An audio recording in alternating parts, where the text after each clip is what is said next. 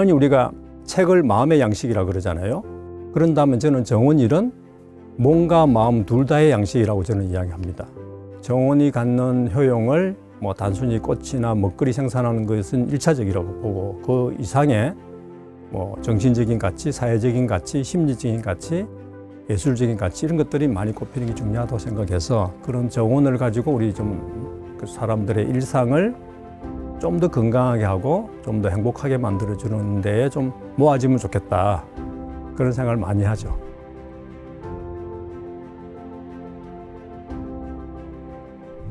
안녕하십니까. 서울대학교 환경대학원에서 조경 역사와 설계를 가르치는 성종상이라고 합니다.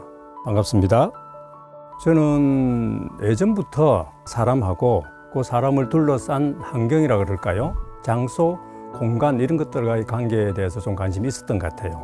결국은 이 조경 공간이라는 것이 생명체로서 사람의 어떤 삶을 건강하게 해주고 훨씬 더 행복하게 해주고 하는 그런 삶을 열어가는 중요한 세팅이라고 생각합니다.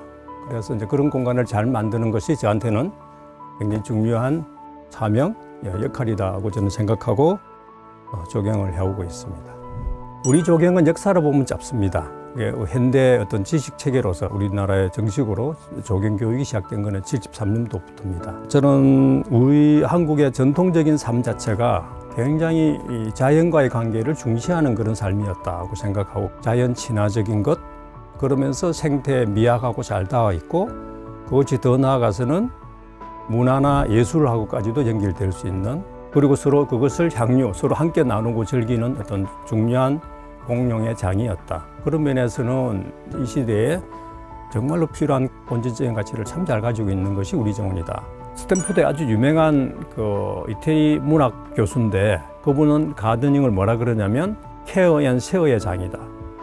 보살핌과 나눔의 장이라고 이야기해요. 저는 정확하게 맞다고 봐요. 요즘에 우리 정원은 굉장히 사회적인 의미, 공적인 역할을 강조합니다.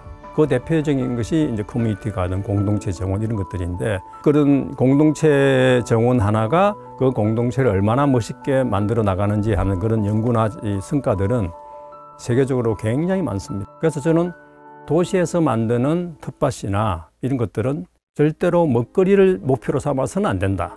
소셜라이징의 장이 되어야 된다. 저는 최근에서 관심을 가지는 게 정원 그 자체도 있지만 거듭 말하자면 그것이 우리 사람들의 삶에 굉장히 긍정적이고 유익한 효과가 너무 많더라는 겁니다. 그래서 산림청에서 간혹 나오는 그 연구들의 결과가 보면 이런 겁니다.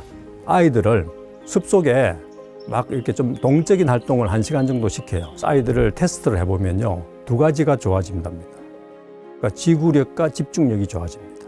제 학생 중에 하나 우수 논문을 준 논문인데 서울 시내에 과외 활동으로 텃밭을 하는 중학교를 찾아가서 그 아이들하고 창간 수업 한 학기 동안 내내 거기서 같이 활동을 하면서 논문을 썼어요.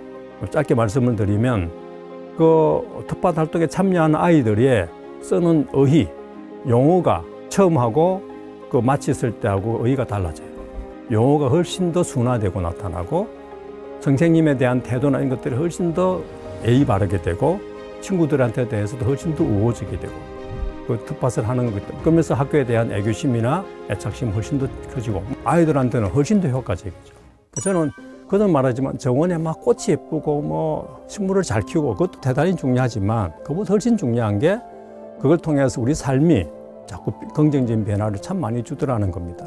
지식만 잘 전달하는 것이 저는 좋은 교육은 아니라고 저는 생각해요. 정원이 우리 아이들을 위해서 또 가난한 사람들, 힘든 사람들을 위해서는 참 훌륭한 어떤 그 소재가 되고 매개가 된다는 걸 우리 사회가 좀 많이 알고 그런 정원을 가지고 우리 좀 그 사람들의 일상을 좀 더 건강하게 하고 좀 더 행복하게 만들어주는 데에 좀 모아지면 좋겠다.